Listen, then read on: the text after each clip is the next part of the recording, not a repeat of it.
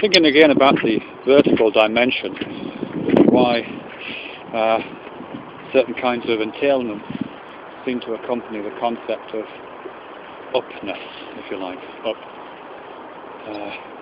Some things I've already spoken about, which are pretty well established, such as the ongoing relationship between the concept of more with up. So any kind of increase is conceived of as movement in a vertical direction. So we talk about, so more performance in a car would be high performance.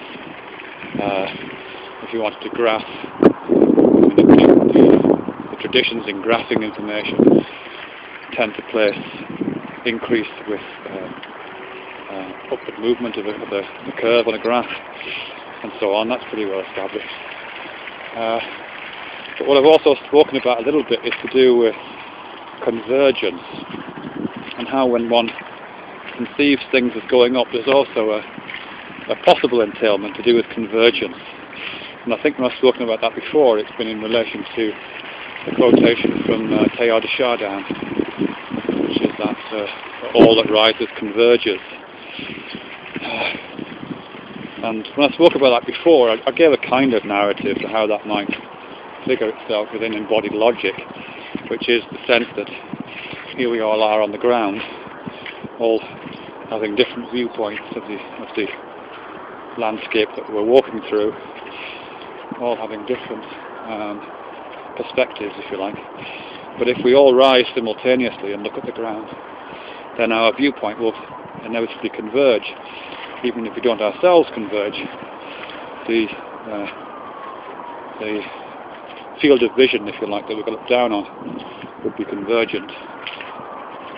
It's just a speculative image, but I do quite like that idea that rising is coincident with the notion of convergence. And if there is any logic in that, or any truth in that, then we should see the reverse, because those things tend to be quite structurally systematic. And I think we can. I mean, certainly when we talk about things dismantling or diverging, one of the ways we talk about that is of them falling apart. So things fall apart, falling, movement in a downward direction, meaning kind of coincident in our minds with this disruption, this dismantling. And here I'm reminded of that poem, The Second Coming, in which there's that line, things fall apart, the centre cannot hold, mere chaos is loosed upon the world. One of my favourite poems, actually. I just love that. Fantastic. So again, there's that sense of the kind of organised, structured logic in which the vertical dimension is mapped onto a convergent and a divergent set of actions, behaviours, understandings.